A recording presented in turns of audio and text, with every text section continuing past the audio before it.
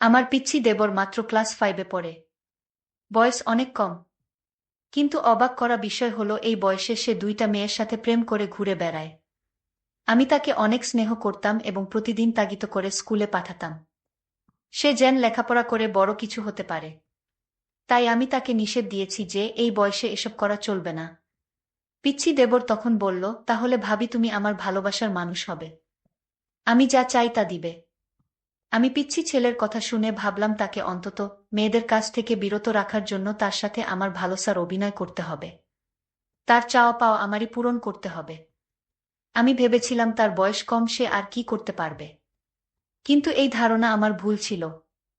একদিন রাতে সে আমার সাথে। ভাবতেই পারছি না এত বড় কি করে হয়। বাকিটা গল্পতে শোনাচ্ছি। বাসায় ঢুকার সময় বাজারের ব্যাগ থেকে একটা পারফিউম বের করে ভাবির সামনে হাঁটু গেড়ে বসে বললাম, রমণী, তোমার জন্য হাজার মানুষের ভিড়ে ঠেলাঠেলি করে মানুষের বিশ্রী ঘামের গন্ধ সহ্য করে নিয়ে আসলাম এই সুগন্ধবিহীন পারফিউম। তুমি এটা হাতে নিয়ে ধন্য করো আমায়। ভাবি তখন রান্নাঘরে রান্না করছিল। গরম কুন্তিটা হাতে নিয়ে আমায় বলল, 9:30 বেজে গেছে। তাড়াতাড়ি ফ্রেশ হয়ে স্কুলে যা বলছি। আমি মুচকি হেসে ভাবিকে বললাম, আজ তো স্কুলে ক্লাস হবে না। শুধু শুধু গিয়ে লাভ কি? ভাবি রেগে গিয়ে বলল, ক্লাস না হলেও তুই স্কুলে যাবি। কয়েকদিন পর এসএসসি পরীক্ষা, সেই খেয়াল আছে? আর স্কুলে না গিয়ে তুই যদি অন্য কোথাও যাস তাহলে কিন্তু খবর আছে। আমি কিন্তু স্কুলে ফোন দিয়ে খবর নিব। স্কুলের পড়া শিখা হয়নি, তাই ভেবেছিলাম স্কুলে যাব না। কিন্তু ভাবি যেভাবে রেগে আছে, না গেলে আমার খবর আছে।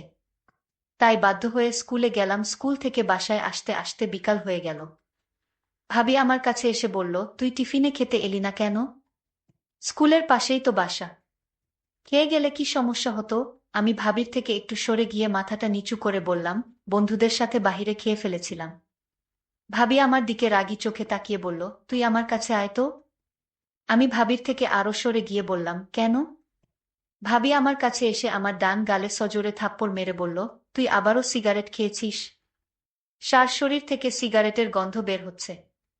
তুই না আমায় কথা দিয়েছিলি আর কখনো সিগারেট খাবি না? আমি কিছু না বলে মাথাটা নিচু করে দাঁড়িয়ে রইলাম। আর ভাবিকে বললাম, ভাবি আমি আর সিগারেট খাবো না, তুমি যদি আমার একটা গোপন কথা রাখো। তুই ক্লাস 5-এ পড়িস। তোর আবার কিসের গোপন কথা আমার সাথে? ভাবি, আমি ছোট হলে কি হবে? এখনো আমার পিছনে 2টা মাইয়া গুড়গুড় করে। আমি তার কথা শুনে আশ্চর্য হলাম। বলে কি, এই পিচ্চি ছেলে, তোর এসব করার বয়স হয়নি। তুই তোর এই কথা মুখে বলতে একটু আটকালো না। আমি বললাম, ভাবি তুমি যদি আমার গোপন কথা না রাখো তাহলে আমি কিন্তু মেয়েদের সাথে প্রেমে জড়িয়ে পড়ব। আমি তাকে আবার একটা থাপ্পড় দিয়ে বললাম, তোকে এত আদর করে আমি মানুষ করতে চেয়েছি আর তুই কিনা এসব বলছিস। ভাবি তখন রেগেমেগে আমায় বলল, তুই 2 সপ্তাহ আমার ধারে কাছে আসবি না। এই কথা বলে ভাবি যখন চলে যাচ্ছিল, আমি তখন ভাবির পিছন পিছন যেতে যেতে বললাম, আর জীবনেও প্রেমের কথা বলবো না। আমার একটা কথা রাখো ভাবি। ভাবি বলল, তোর কোনো কথা আমি এখন শুনবো না আর রাখবও না। ঘুম থেকে উঠে দেখি মা খুব চিৎকার চেঁচামেচি করছে। মাকে যখন বললাম, কি হয়েছে, মা তখন বলল, জমিদারের মেয়েকে বাড়ির বউ করে নিয়ে এসেছি। 7টা বেজে গেছে, এখনো ঘুম থেকেই উঠে না। এমন সময় খেয়াল করলাম ভাবি তাড়াহুড়ো করে মার কাছে এসে বলল, আসলে মার শরীরটা একটু খারাপ লাগছিল, তাই ঘুম থেকে উঠতে দেরি হয়ে গেল। ভাবির কথা শুনে মা বিরক্ত হয়ে বলল, তোমার তো সারা বছর শরীর খারাপ থাকে, একটা রোগা মেয়েকে ছেলের বউ করে নিয়ে আসলাম। ভাবি কিছু না বলে রান্নাঘরে চলে গেল। আমি ভাবির পিছন পিছন এসে বললাম, ভাবি আমি তোমার কাজে হেল্প করব? ভাবি রেগে আমার দিকে তাকিয়ে বলল, কয়েকদিন পর পরীক্ষা, সেটা মাথায় আছে? যা পড়তে বস গিয়ে। আমি ভাবির দিকে ভালো করে খেয়াল করে দেখলাম ভাবি তার ডানগালটা ওড়না দিয়ে ঢেকে রেখেছে। এত বছর ধরে দেখে আসছি, তাই আর বুঝতে বাকি রইল না। রাতে নিশ্চয়ই ভাইয়া ভাবির গায়ে হাত তুলেছে, ভাবিকে মেরেছে। আমি ভাবিকে কিছু না বলে নিজের রুমে চলে আসলাম। মাঝে মাঝে ইচ্ছে হয় ভাবির প্রতি এই অন্যায়ের প্রতিবাদ করি, কিন্তু ভাইয়ার চোখের দিকে তাকিয়ে কথা বলার সাহস কখনোই হয়নি। রাত 11টা বাজে। বড় আপু লাগেজ হাতে নিয়ে বাসায় হাজির। মা অবাক হয়ে জিজ্ঞেস করল, তুই এত রাতে? আপু বললাম, আমি আর এই সংসার করব না। ঘুম থেকে একটু দেরিতে উঠলে শাশুড়ি নানা রকম কথা বলে। নন্দী আজেবাজে কথা বলে। সারাদিন সংসারের কাজ করেও কারো মন পায় না। এমনকি মাঝে মাঝে রাতুলও আমার স্বামী আমার গায়ে হাত তুলে। আপুর কথা শুনে ভাইয়া রেগেমেগে বলল, কি? তোর স্বামী তোকে মারধর করে? এই রাতুলকে আমি মামলা দিয়ে জেলের ভাত খাইয়ে ছাড়ব। মা কাঁদতে কাঁদতে বলল, তুই কি কাজের মেয়ে নাকি যে তোর এত কাজ করতে হবে? শাশুড়ি হয়েছে দেখে মাথায় উঠে গেছে নাকি? তোকে কিছু বললে তুই কিছু বলতে পারিস না?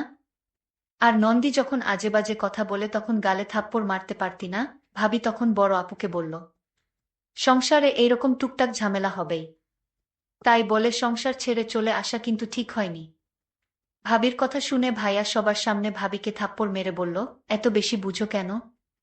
আমার বোনের বোনকে মারধর করবে আর ও এটা মেনে নিয়ে সংসার করবে? এমন সংসারে লাথি মেরে অনেক আগেই চলে আসা উচিত ছিল। এতক্ষণ সবার কথা শুনছিলাম, কিন্তু এখন আর চুপ করে থাকতে পারলাম না। যে ভাইয়ের চোখের দিকে তাকিয়ে কখনো কথা বলিনি, সেই ভাইয়ের চোখের দিকে তাকিয়ে বললাম, কেন পারবে না? ভাবি তো ঠিকই পারছে। আপুকে মেরেছে বলেছে দেখে তুমি দুলাভাইয়ের নামে মামলা দিবে? তুমিও তো ভাবিকে মারধর করো, তাহলে তোমার নামে কি মামলা দেওয়া উচিত? মার দিকে তাকিয়ে বললাম, নিজের বেলা 16 আনা আনা আর পরের বেলা 4 আনাও না। ভাবি যদি কোনোদিন একটু দেরি করে ঘুম থেকে উঠেছে তাহলে তুমি তাকে যা তা বলেছ। সারাদিন কাজ করেও ভাবি তোমায় মন পায়নি। তুমি আপুকে বলছো নন্দী আজেবাজে কথা বললে তাকে থাপ্পড় মারতে, অথচ আমি নিজ চোখে দেখেছি আপুর গোসলের পানি গরম দিতে একটু দেরি হয়েছিল দেখে আপু ভাবিকে থাপ্পড় মেরেছিল। আমার কথা শুনে আপু ঠোঁট বাঁকিয়ে বলল, ভালোই তো ভাবির পক্ষে কথা বলছিস। নিজের মা ভাই বোনদের পর করে ওই মহিলা এখন আপন হয়ে গেল। আমি মুচকি হেসে আপুকে বললাম, তুই তো আমার নিজের বোন ছিলি, কখনো কি একটা ফোন দিয়ে আমার খোঁজ নিয়েছিস ছোট ভাইটা কেমন আছে? আমার বড় ভাই কি কোনোদিন আমার খোঁজ নিয়েছে আমি ঠিকমতো পড়াশোনা করছি কিনা, কাদের সাথে চলাফেরা করছি? কিন্তু ওই মহিলাটা প্রতিদিন আমার খোঁজ নিয়েছে আমি কাদের সাথে মিশছি, আমি ঠিকমতো পড়াশোনা করছি কিনা। আমার কখন কি লাগবে সব ওই মহিলাটা খোঁজ রেখেছে। তোরা আপন হয়েও যে কাজগুলো করিস নি ওই মহিলাটা পর হয়েও সেই কাজগুলো প্রতিনিয়তই করেছে। ভাবি এখনো সোফায় বসে কাঁদছে। আমি ভাবিকে বললাম, কেবল বাজে 11টা, এখনো ময়মনসিংহের গাড়ি পাওয়া যাবে। এই সংসারের জন্য অনেক করেছ। যেদিন তোমায় এই সংসারের মানুষ তোমার প্রাপ্ত সম্মানটা দিবে সেদিন না হয় এই সংসারে ফিরে এসো, ততদিন না হয় বাপের বাড়িতেই থাকলে। গাড়ি গন্তব্যের দিকে ছুটে চলছে।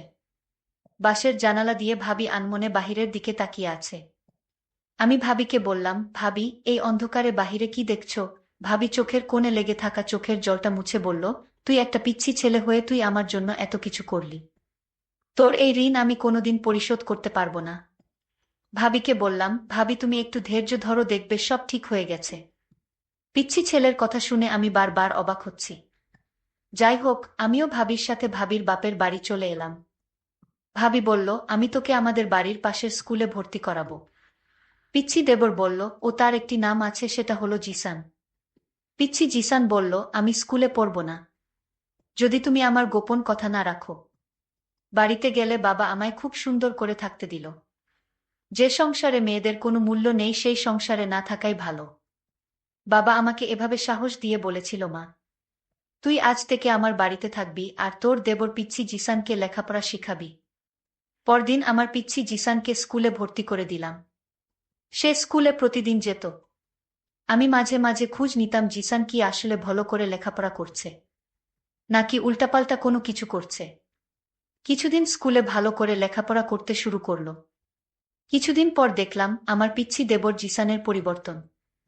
সে ঠিকমতো খাওয়া দাওয়া করে না, রাতে লেখাপড়া করে না। আমি তাকে কিছু না বলে আমি তার মনের ভিতর কি চলছে তা জানতে আমি তার স্কুলে লুকিয়ে যেতাম। কিন্তু স্কুলে একদিন লুকিয়ে গিয়ে যা দেখলাম তা দেখে আমার মাথায় মনে হয় আগুন ধরে গেল। এই পিচ্ছি ছেলে এই বয়সে দুইটা মেয়ের সাথে প্রেম করে ঘুরে বেড়াচ্ছে। আমি তা দেখে অবাক হয়েছিলাম। আমি আজ সিদ্ধান্ত নিলাম জিসান বাড়িতে আসলে আজ তাকে জবাবদিহি করতে হবে। এই বয়সে এইসব করা কি ঠিক? স্কুলে থেকে জিসান বাড়িতে ফিরল। আমি তাকে জিজ্ঞেস করলাম, জিসান তুই স্কুলে কি ঠিকমতো পড়ালেখা করছিস? জিসান বলল, ভাবি কিয়ে বলো, আমি আজ সাপ্তাহিক পরীক্ষায় ফার্স্ট হয়েছি। আমি মনে মনে বললাম, আহা বোকা ছেলে, তুই আমাকে বোকা বানিয়ে ফেলতে চাইছিস। এটা তো পিচ্ছি না। জিসান, তুই আমার কাছে থেকে কিছু লুকানোর চেষ্টা করবি না। আমি কিন্তু সব জানি। ভাবির কথা শুনে আমার গলাটা শুকিয়ে গেল। আমি বললাম, ভাবি, আমি কি তোমার সাথে মিথ্যা কথা বলতে পারি? আচ্ছা জিসান, তুই আজ আমার সাথে এত বড় মিথ্যা কথা বলতে পারলি? তুই, তোর বিষয়ে আমি জেনেছি তুই এই বয়সে প্রেম করে ঘুরে বেড়াস। তাও একজনের সাথে না, দুইজনের সাথে। আমি আজ নিজ চোখে দেখেছি তুই মেয়েদের সাথে বসে গল্প করছিস। আমার চোখে তুই ফাঁকি দিতে পারবি না জিসান। জিসান, আমি তোকে নিয়ে অনেক স্বপ্ন দেখি। তুই এখন এসব করলে তো তোর জীবনটা নষ্ট হয়ে যাবে। জিসান আমায় বলল, ভাবি, আমি জানি না আমার রাতের শরীর কেমন লাগে। আমি জিসানের কথা শুনে বুঝতে পারলাম, ওকে এই প্রেম করা থেকে বাঁচাতে হলে আমার তার সাথে কিছু অভিনয় করতে হবে। তার ইচ্ছাটা আমার পূরণ করতে হবে। যাই হোক, আমি জিসানকে বললাম, এসব তোর বাদ দিতে হবে, নইলে আমার অবস্থা খুব খারাপ হবে কিন্তু। আমি জিসানকে বললাম, জিসান, তুই কি চাস বলতো? যদি আমার কাছে থাকে তাহলে আমি তোকে দিব। জিসানের মুখে হাসি ফুটে উঠল আমার এই কথা শুনে। ভাবি, তুমি যদি আমার মনের আশা পূরণ করো তাহলে আমি সব বাজে কাজ থেকে বের হয়ে আসব। আমি জিসানকে বলেছিলাম, জিসান, কি তোর ইচ্ছা আমার কাছে বলতে পারিস? জিসান তখন আমার কথা শুনে শরম পেল। ভাবি, তুমি সত্যি আমার ইচ্ছা পূরণ করবে? আমি জিসানকে বললাম, তাহলে কি তোর মনে হয় আমি মিথ্যা কথা বলছি? জিসান বলল, ঠিক আছে ভাবি, রাতে বলবো। রাতে জিসান খাওয়া দাওয়া শেষ করে আমার রুমে এসে বলল, ভাবি, আজ আমি তোমার রুমে ঘুমাবো। আমার একা একা ঘুমাতে ভয় লাগে। তোমাদের বাসাটা অনেক বড়। আমি জিসানকে বললাম, জিসান, তুই তো ছোট মানুষ, তুই কি আমার চাহিদাটা কি বুঝবে? জিসান বলল, ভাবি, আমি এতদিন যে একটা গোপন কথা বলবো সেটা আজ তোমায় বলবো। ভাবি বলল, তোর গোপন কথা কি, এটা আমি জানি। আমি ভাবিকে বললাম, ভাবি, তুমি জানবে কি করে আমার মনের কথা? ভাবি বলল, দেখ, আমি 2টা বছর তোকে লালন পালন করেছি, আর তোর মন কি চায় সেটা আমি বুঝবো না। তাহলে কে বুঝবে? আমি ভাবিকে বললাম, ভাবি, তাহলে বলো আমার মন কি চায়। ভাবি তখন বলল, তোর মন সবসময় আমাকে নিয়ে ভাবে। তুই রাতে আমাকে নিয়ে স্বপ্ন দেখিস। তুই আমাকে চাস, তাই না? জিসান তখন অবাক হয়ে গেল। আর মনে মনে চিন্তা করতে লাগলো, ভাবি আমার মনের খবর কি করে জানি? যাই হোক, ভাবি তখন বলল, তুই তো পিচ্ছি একটা ছেলে, তুই কি আমার অভাব দূর করতে পারবে? আরে ভাবি, তুমি একটা সুযোগ দিয়ে দেখ না। আমি কি করতে পারি? জিসানের মুখে এই কথা শোনার পর মনে মনে চিন্তা করলাম, পিচ্ছি একটা পোলা, সে আমার ছেলের বয়সী, সে কি না বলে তাকে একটা সুযোগ দিব। কিন্তু আমি সিদ্ধান্ত নিলাম, জিসানকে খারাপ কাজ থেকে বাঁচাতে হলে তার সাথে আমার ভালোবাসার অভিনয় করতে হবে। আমি জিসানকে বললাম, আমি যদি তোর মনের সকল ইচ্ছা পূরণ করি তাহলে তুই কি ভালো করে লেখাপড়া করবি?